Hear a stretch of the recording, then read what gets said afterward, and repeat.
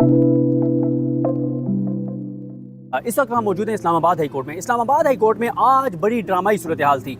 आज chief justice Islamabad high court justice Aamir Farooq साहब की अदालत में 2 रुकनी बेंच ने इमरान खान के तोशाखाना नए केस में जो उनकी गिरफ्तारी है, उस गिरफ्तारी के हवाले से आमिर फारूक साहब और सम्मान रिफत इम्तियाज साहिबा ने समाअत करना थी।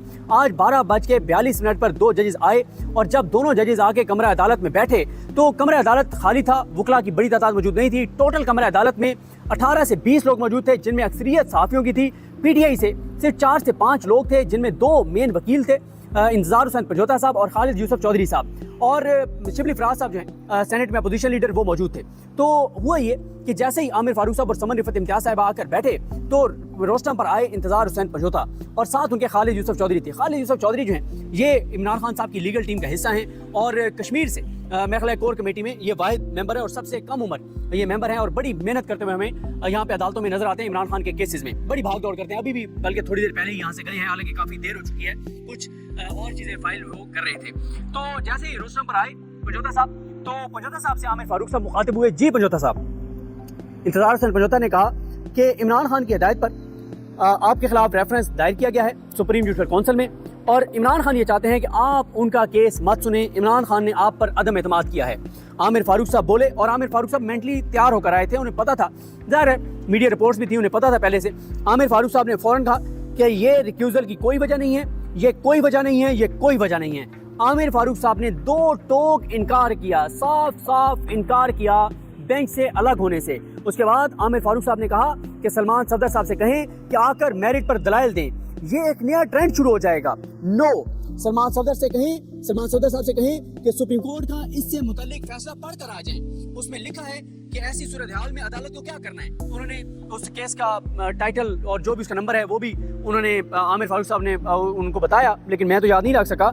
लेकिन उन्होंने उस फैसले का कहा कि वो जो फैसला है उनको कहें सलमान सफदर साहब को कि वो फैसला पढ़ कर आएँ कि उसमें क्या लिखा है कि ऐसी सूरत हाल में अदालत को क्या करना है। जस्टिस बाबर सत्तार का फैसला है कि उन्होंने भी लिखा हुआ है कि ऐसी सूरत हाल में जज को क्या करना चाहिए, अपने साथ ऐसा मत करें। और साथ ही आमिर फारूक साहब ने इंतजार हुसैन पंजोता साहब से कहा कि आपका तो पावर ऑफ अटॉर्नी भी नहीं है, लिहाजा सिंपल उन्होंने ऑर्डर ये किया कि केस को रिलीज किया जा रहा है, क्योंकि जो मेन जो वकील हैं वो लाहौर में बिजी हैं, लिहाजा केस को रिलीज किया जा रहा है नेक्स्ट वीक के लिए।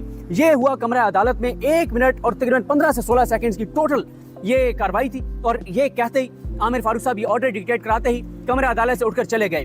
अब जरा बात करते हैं कि इसका इम्पैक्ट क्या होगा, इसके नताइज क्या होंगे। बातें ये भी हो रही हैं कि पीटीआई को इसका नताइज भुगतना पड़ेंगे, लेकिन मैं इस बात से इत्तेफाक नहीं करता।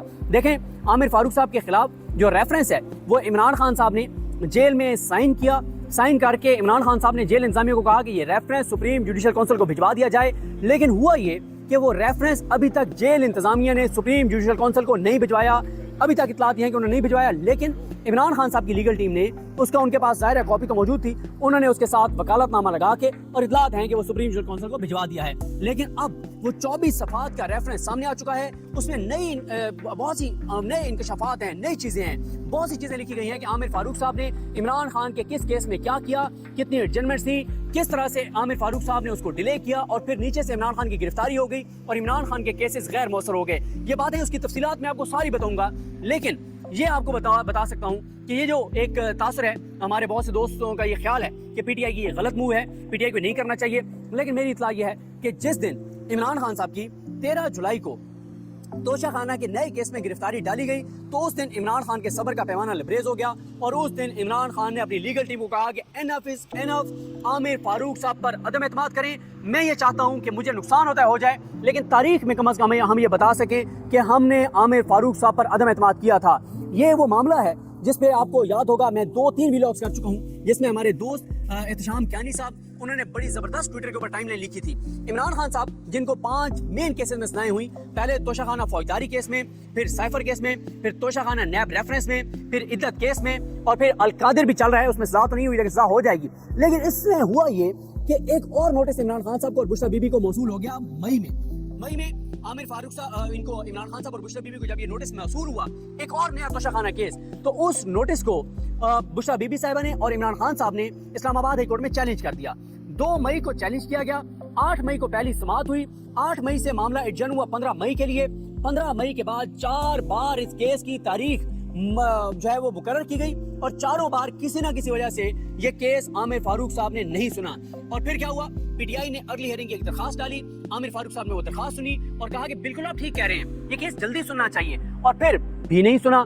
بالآخر 13 جولائی کو اسی کیس میں عمران خان صاحب اور بشرا بی بی صاحبہ کی اس وقت گرفتاری ڈال دی گئی جب عمران خان صاحب اور بشرا بی بی توشہ خانہ کیس میں عدت کیس میں بری ہو گئے, اور کسی کیس میں ان کی گرفتاری نہیں تھی, اس میں ان کی گرفتاری ڈال دی گئی.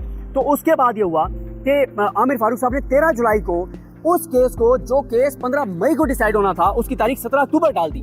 اور اب جب عامر فاروق صاحب یہ کیس سن رہے ہیں تو وہ غیر مؤثر ہو گیا ہے. لیکن اس میں جو ہے وہ یہ بہت عام کیس ہے, اور عمران خان صاحب نے عامر فاروق صاحب پر اس لیے عدم اعتماد کیا ہے کہ کیونکہ عمران خان یہ سمجھتے ہیں کہ عامر فاروق صاحب جو ہے وہ بدنیتی پہ بنیاد پر جو ہے وہ عمران خان کے کیسز کو لٹکاتے ہیں, اور پھر جب وہ ان کی عمران خان کی پیٹیشن, عمران خان کی درخواست, اپیل, کوئی بھی چیز جب غیر مؤثر ہو جاتی ہے تو پھر اس کو سماعت کے لیے مقرر کر دیا جاتا ہے.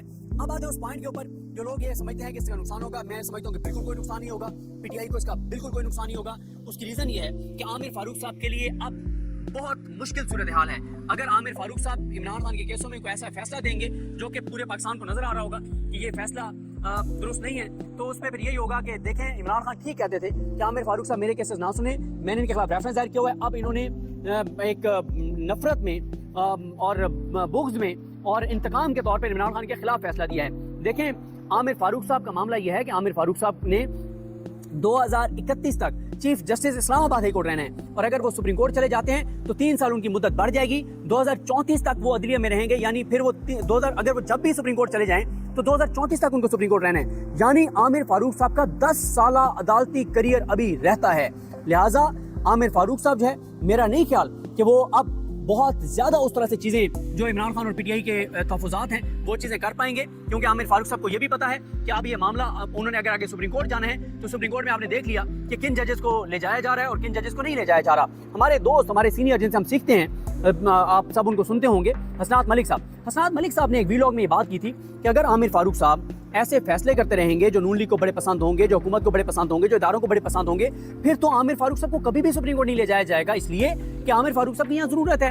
جس دن عامر فاروق صاحب ایسے فیصلے کریں گے جو حکومت پہ, اداروں کو ناگوار گزریں گے, تو پھر وہ ضرور یہ کوشش کریں گے کہ اب ان کو سپریم کورٹ لے جایا جائے. بالکل اسی طرح سے جیسے جسٹس ملک شہزاد احمد خان صاحب کا ہوا, جب وہ chief justice Lahore high court کے بنے, انہوں نے 5 ایسی چیزیں کی جو نون لیگ کی حکومت, جو اداروں پہ بہت ناگوار گزرے, اور اس کے بعد انہوں نے فیصلہ کیا کہ اب ملک شہزاد صاحب کو سپریم کورٹ لے جایا جائے, اور قاضی فائز عیسی صاحب کو, پھر قاضی فائز صاحب ان کو سپریم کورٹ لے آئے. 5 چیزیں انہوں نے کیا کی تھی. سب سے پہلے انہوں نے وکلا کے سامنے سرنڈر نہیں کیا تھا جو احتجاج چل رہا تھا. دوسرا انہوں نے آزاد ججز کے نام ٹریبیونل کے طور پہ دے دیے تھے. تیسرا انہوں نے کیا کیا تھا کہ اے ٹی سی کے اچھے ججز لگا دیے تھے. چوتھا انہوں نے جو اے ٹی سی کے جج محمد عباس نے ان کو رپورٹ لکھی تھی, لیٹر لکھا تھا, بتایا تھا ان کے ساتھ کیا ہوا, اس پہ توہین عدالت کی کارروائی شروع کر دی. اور ساتھ ہی انہوں نے ایک اور چیز, ہاں, جب سپریم کورٹ میں 6 ججز کے خط کا معاملہ چل رہا تھا تو انہوں نے ہائی کورٹ سے اوپینین مانگی تھی, تو اس پہ بھی انہوں نے بہت تگڑی اوپینین دی تھی. ان کی یہ 4-5 ایسی چیزیں تھیں جس کی وجہ سے حکومت نے کہا کہ ان کو کسی صورت بھی پنجاب سے اوپر سپریم کورٹ لے کر آئیں, اور پھر وہ سپریم کورٹ آ گئے. اگر ملک شہزاد صاحب وہاں بیٹھ کر ایسے فیصلے کرتے رہتے جو نون لیگ کی فیور میں جاتے تو نون لیگ کبھی بھی نہ چاہتی کہ وہ سپریم کورٹ میں آئیں. تو یہ بات حسنات ملک صاحب نے کی تھی. تو لہٰذا میں نہیں سمجھتا کہ عمران خان کو اس کا نقصان ہوگا. عامر فاروق صاحب کے لیے بھی ایک اب ان کا امتحان ہے. ان کو ظاہر ہے اپنے کنڈکٹ سے یہ ثابت کرنا ہے کہ اگر ان کے خلاف عمران خان نے ریفرنس دائر بھی کیا ہے تو وہ کوئی اس پہ ریئیکٹ نہیں کر رہے, وہ اس پہ کوئی نفرت کا اظہار نہیں کر رہے, وہ اس پہ کوئی انتقام کی وہ لے کر نہیں بیٹھے ہوئے, کیونکہ عامر فاروق صاحب کے لیے یہ اس لیے امپورٹنٹ ہے کہ ان کا 10 سالہ عدالتی کریئر ہے. اور یہ بات بھی ذہن میں رکھیے کہ اگر اس موقع پہ ابھی قاضی فیصل صاحب نے جب ریٹائر ہونا ہے 26 اکتوبر کو, تو عامر فاروق صاحب اگر سپریم کورٹ جاتے ہیں تو عامر فاروق صاحب چیف جسٹس پاکستان بنیں گے. جس جج نے چیف جسٹس پاکستان بننا ہو وہ کیا یہ چاہے گا کہ اس کے بارے میں بالکل پورے پاکستان میں اس کی پرسیپشن بالکل خراب ہو جائے؟ تو میرا یہ خیال ہے کہ یہ پی ٹی آئی کی اچھی موو ہے, زبردست کارڈ ہے, اور پی ٹی آئی نے ایک دباؤ بھی بڑھا دیا اور کام بھی کر دیا. لیکن یہ میں آپ کو بتا سکتا ہوں کہ جو عامر فاروق صاحب کے خلاف ریفرنس دائر کیا گیا وہ بہت اسٹرانگ ریفرنس ہے. اس کی مزید تفصیلات آپ کے ساتھ شیئر کروں گا. مجھے اپنے دعا میں یاد رکھیے. اللہ حافظ. اللہ حافظ.